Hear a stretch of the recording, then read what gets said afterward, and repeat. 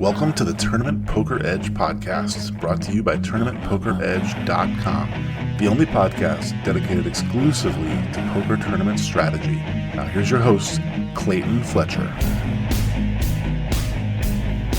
Hello once again, everybody, and welcome to the Tournament Poker Edge podcast.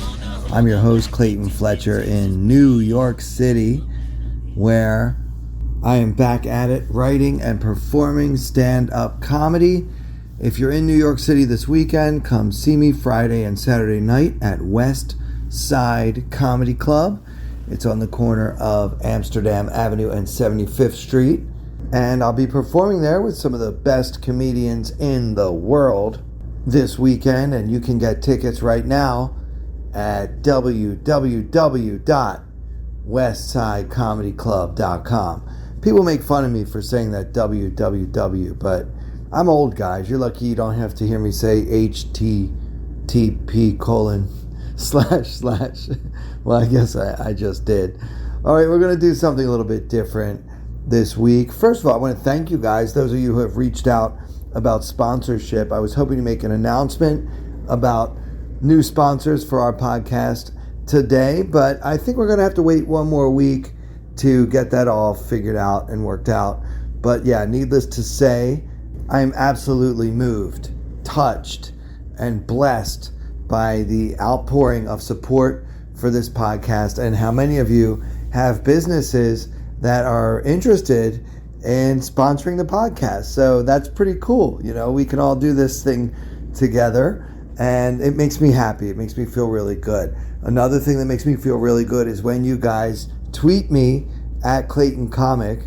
People have been sending me hands, and I haven't really been doing too many Twitter hands here on the podcast, but I think today we're going to do kind of a mailbag episode. So the first listener hand that I want to go over was submitted by a Twitter user named Andrew at AW3000. This is from a $215 online event that Andrew played on America's Card Room on the Winning Poker Network.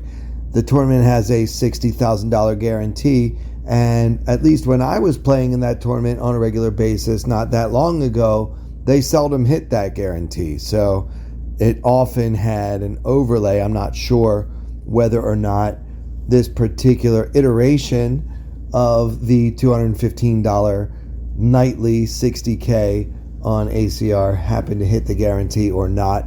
But let's just assume that first prize is in the neighborhood of $8,000 or so.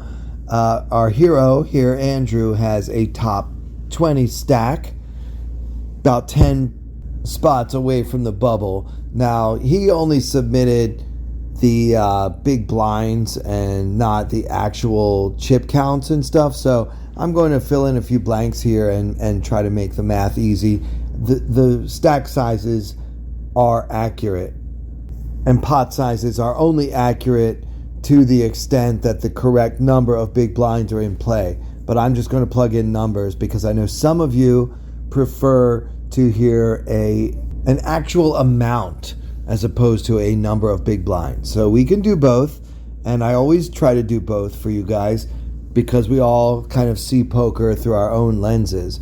So here we go. We've got a top 20 stack, 10 from the bubble, so we're really starting to feel that bubble. It's a $215 buy-in, and our hero, who has 55,000 in his stack, so he's quite healthy with 55 big blinds. And in my experience playing in this tournament, that would constitute a very healthy stack, indeed approaching the bubble of this tournament. So he's got the ace of hearts, 10 of hearts under the gun. So I don't get a ton of information from Andrew about the table or who else is here, whether he's at a really good table or a tough table.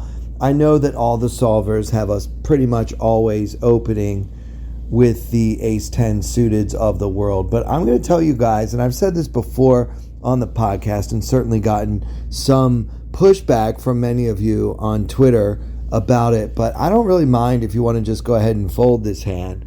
I know we already have a chip lead and it might be bubble abuse time. But honestly, I feel like hands like ace jack, ace 10, ace 7 suited, like these hands under the gun are very difficult to play versus tough opponents. So again, we don't know what kind of table Andrew has here, but I think it's okay to fold this hand under the gun. Now, on the other hand, if he's got the biggest stack at his table and everybody else has like 15 or 20 big blinds and he wants to start raising pretty much any 2 cards under the gun until the bubble bursts, that's also fine. So without that kind of information, I just want to show you guys the 2 extremes. This could either be an automatic raise or an automatic fold or somewhere in between. So we don't really have a lot of information to go on, but I think it's a pretty marginal open from under the gun. And Andrew decides to min raise. So the blinds here are 500 and 1,000 with a 125 ante per player on ACR.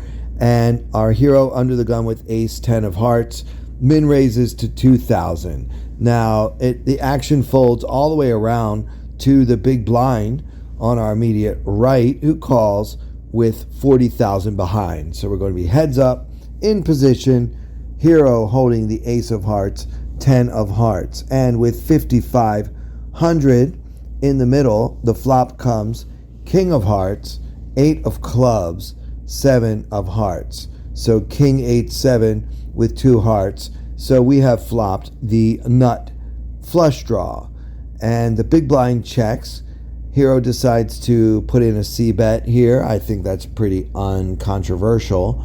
Although I do remember reading in an excellent book by Ed Miller and David Sklansky called No Limit Hold'em, Theory and Practice, that it is often correct to check behind with the nut flush draw, but it's better to bet with a lesser flush draw or a flush draw on a paired board. But often drawing to the nuts incentivizes more passive play in No Limit Hold'em. Now, that's not a tournament book, and I'm not really sure that I would apply that strategy to tournaments, generally speaking. But we are pretty deep stacked here, and it is kind of a disaster to get check raised and just have to put a whole bunch of chips in when we could just check, make the nuts, and then bet our hand.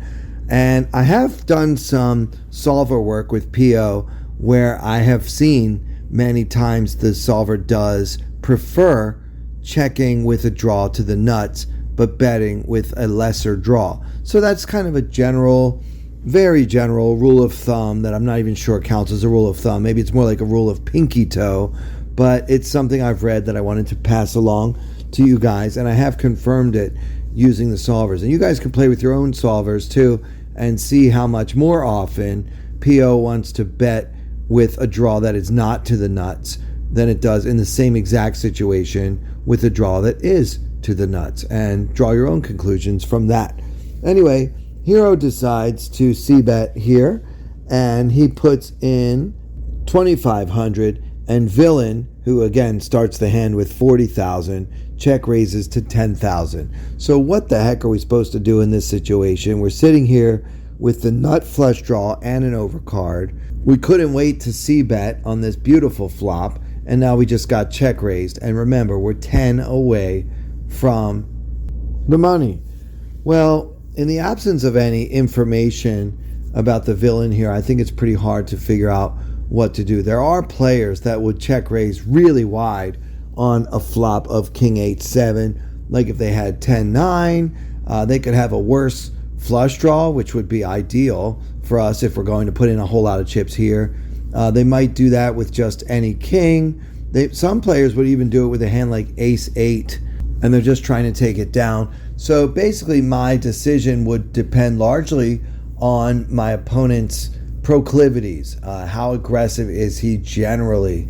Is he the type to check raise with any piece of the board, with any type of draw? Some players would check raise with a gut shot, hand like Jack 10. They might go ahead and check raise it. So against a player like that, I would love to get all in and watch him fold, and I can scoop this 10K that he just put in on the flop with very little resistance. On the other hand, some players are so ICM conscious and so aware of the fact that we're 10 away from the money that check raise is always going to be at least 2 pair. And against players like that, I think I might just have to call this and try to make my flush. So I don't know what kind of opponent we have here, and Andrew did not provide that information. In the absence of a read, I think there's nothing wrong with just shoving here. You will get some ridiculous folds. Some players would even fold a hand as strong as 8-7 for fear of going broke on the bubble and just automatically put us on pocket kings if we bet and then shove over the check raise. So if you're up against an opponent like that, then you're just printing money by playing extremely aggressively on the bubble, no matter what you have. And especially when even if you do happen to get called, you're going to have for sure 9 outs and all the way up to possibly 12 outs in this situation. So with that said, I think I would just go all in if I didn't have any information about my opponent. Hero agrees with me and moves all in and ends up getting called by 8-7. One of the hands I was thinking about actually was 8-7 on King 8-7 with 2 hearts. And so now we need to make a hand. How about running aces? That's a really spicy way to win this pot. Unfortunately, it runs out badly for our hero here, which is probably why he sent the hand in. Usually the hands that I receive from you listeners are hands that you guys lost, and you want me to tell you whether you played it badly or just got unlucky. I've noticed a distinct pattern that probably a good 80 to 85% of the hands that you guys submit are hands where the hero ends up losing the pot, and this one is no exception. Even worse for poor Andrew. He went from being a top 20 stack with 10 players left to the money to actually busting before the bubble burst. And believe me, Andrew, you're not the only one. I have done that more times in my career than I can count because of the aforementioned bubble abuse that is such a big part of my overall strategy. Now, I understand this hurts the first 100 to 200 times that it happens to a man, but believe me, you do get used to it and life goes on. Just remember, if you have a solid foundation in logic for a particular strategy, just play that strategy and do not sweat the results. Okay, let's check out another hand from the Twitter sphere. This one comes from a user named David Worsham at UmpWarsh on Twitter. He is playing in a $560 live poker tournament somewhere on Earth. Parts unknown. He does not say exactly where the tournament takes place. What we do know is that there are 3 starting days and that 114 players entered on day 1A, including David, our hero. 15 players will advance and cash in the tournament. So if you make day 2, you will automatically be in the money, and 15 advance, 30 remain. So we are past the close of registration for the day. Blinds are 1,000, 2,000 with a 2,000 big blind ante, and hero is dealt the 9 of spades, 9 of hearts under the gun. What to do with pocket 9s under the gun, and we have a stack of 48,000. So first of all, let's do the math. That is 24 big blinds, or an M of just under 10. So 50K would be an M of 10. So if you have 24 big blinds under the gun with pocket 9s, you could actually make a case for going all in here.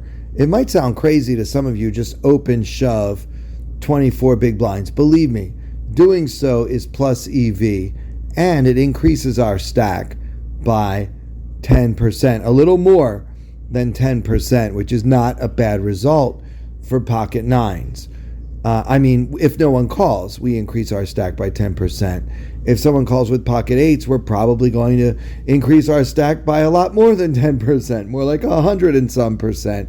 And if we get called by ace king, there's about a 50-50 chance of the same outcome. So a lot of good things can happen if we shove here. I don't think that shoving with this hand under the gun is a bad thing to do. I hate having an M of around 10. It's a very tricky stack to play, and it's always hard to play these middle pairs, 7s, 8s, 9s anyway. So this hand is not going to be easy, and just like in the previous hand, being under the gun is just never a good time. So anyway, Hero decides to min raise to 4,000, which of course is a perfectly reasonable thing to do with a pair of 9s, and he gets called by the button with 57,000, so that player has us covered. And the big blind, who is one of the tournament chip leaders at this point here on day 1A of this $560 live tournament in a casino or card room somewhere on earth, and he's got 150,000. That's a huge stack for this situation. The button is a new player who recently joined the table, so we don't have much of a read on him at this point. But the big blind, David writes, the big blind has been extremely active at this table and has won about 8 of the last 10 pots. So no wonder he's got such a big stack, huh? So at this point, the pot is 10,000, and Hero has only 44,000 remaining in his stack. Now, this is another reason why I don't like making that little min raise. Now we've got an awkward SPR, right? We've got 4.4 times the pot.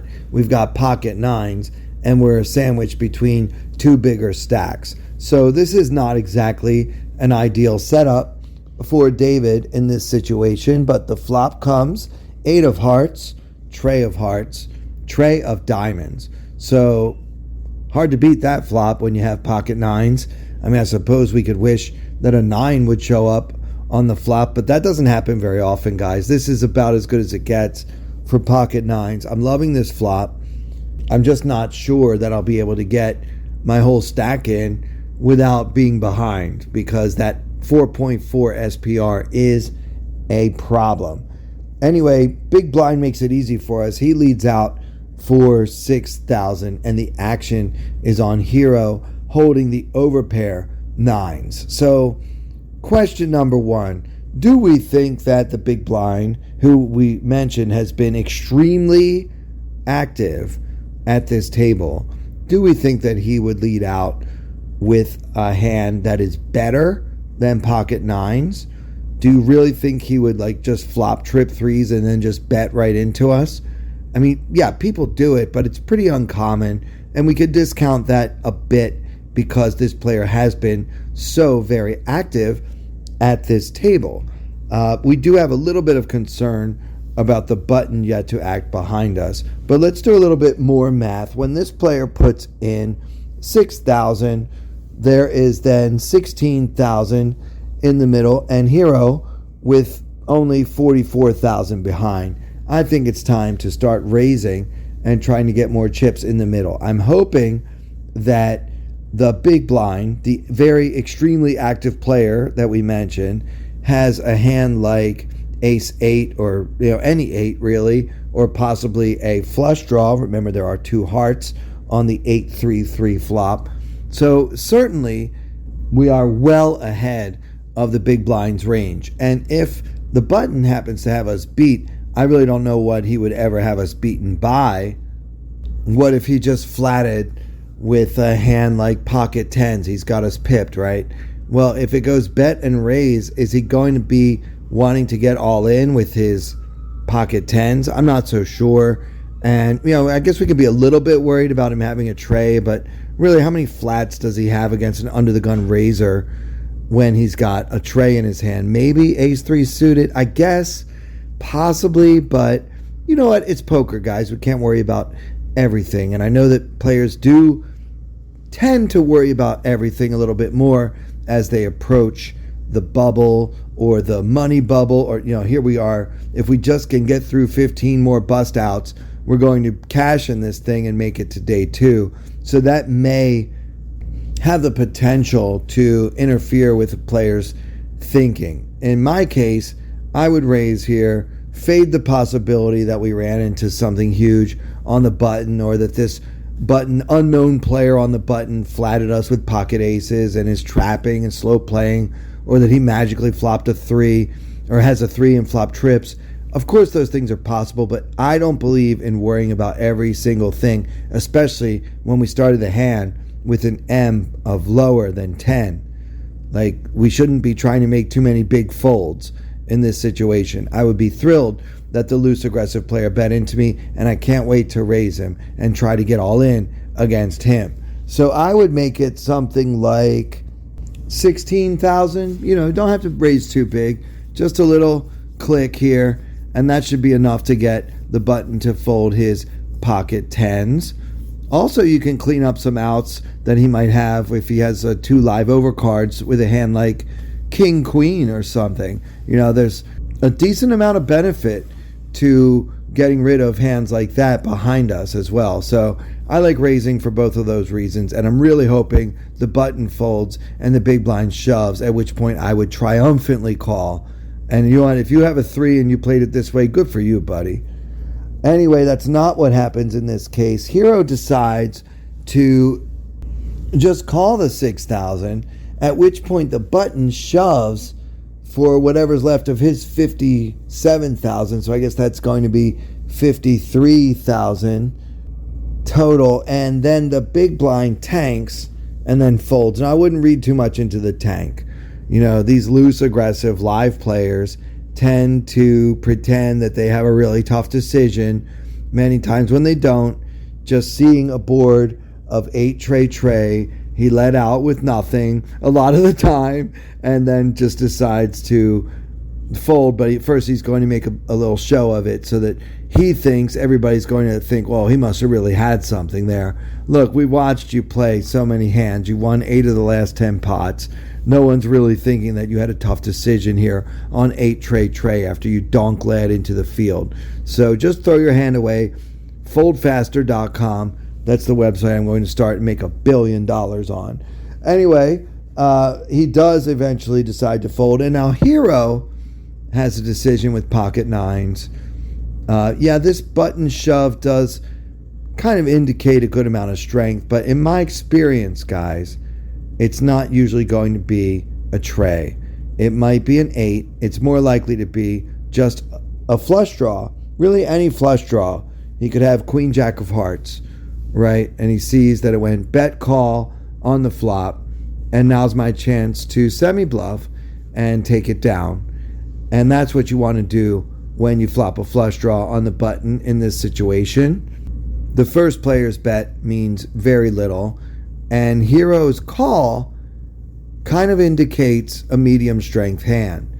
So we've kind of under-repped our hand. We actually have a strong hand for the situation, and therefore we really need to call here. But I'm sorry to tell you guys, Hero folded, and we're actually never going to know what the player on the button shoved with. I want to read a few comments from David, our hero in this hand. Clayton, thanks for all the hard work on the TPE podcast. You're welcome, David. I really enjoy listening. Well, you know what, David? I really enjoy doing this for you. About his decision at the end, David says, I found the fold, but I'm not sure what happened here. Ace tray suited, hit trips, 2 overcards with hearts, maybe. Maybe I should have raised the flop bet. Yeah, I really think that's where we put ourselves in the toughest of spots. I mean, if we raise the flop bet, it's a much easier call when the button shoves. But notice, guys, with an M of 10, flopping an overpair, even against 2 opponents, your boy Clayton here is not looking to fold the 9s. I mean, if we had a much deeper stack, we can start talking about folding. But with a short to medium stack, I know that in most live tournaments, Hero in this hand is going to have a below average stack with his 24 big blinds. I'm not looking to flop an overpair and find the fold button. I'm looking to double up with what is very likely to be the best hand. So I think this fold is a little too nitty. I do like raising the flop for all the reasons I already mentioned, but if you play it this way, you're under-repping your 9s, and I think you need to pull the trigger. And if he's got you, he's got you. Now, some of you are listening to this thinking, but Clayton, he might have the 2 overcards with the flush draw, in which case villain is about 50-50 to win this pot, and I don't want to flip a coin. My answer to that is, well, I do. I mean, we are 15 players away from the money, but when I get into the money, I want to have chips. I'm not looking to min cash. The min cash in this thing is probably going to end up being like $300 or something, right? Nowadays, it's a $560 buy-in. We see that they're paying almost 15% of the field, so let's not get too excited about cashing in this thing. I'd rather show up in the money with a whole lot of chips and then start making my run for the final table, because we know that nowadays in tournament poker, all the prizes worth winning are at the top. And that'll do it for this episode. And if you guys have a hand that you would like for me to review, I would be very happy to do that for you. Just send that hand to me via Twitter at Clayton Comic.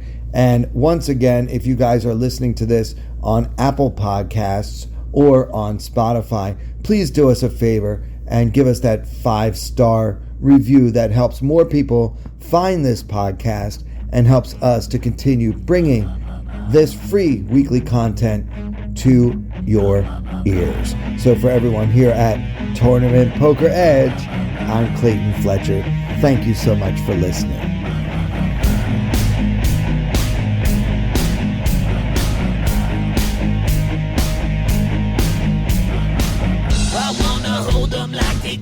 Texas, please. Fold them, let them hit me, raise it, baby, stay with me. Luck and intuition, play the cards with babes to start. And after she's been hooked, I'll play the one that's on her heart. Oh, whoa, whoa, whoa, whoa. I'll get her heart, show her what I got.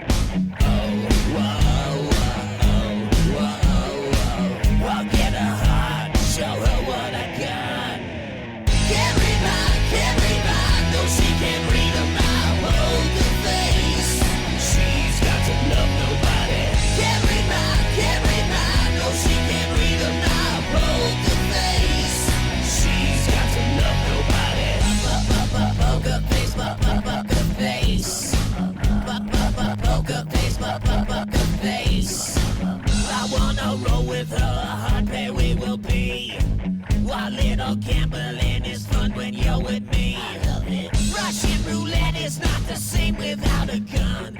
And baby, when it's love, it's not rough, it isn't fun.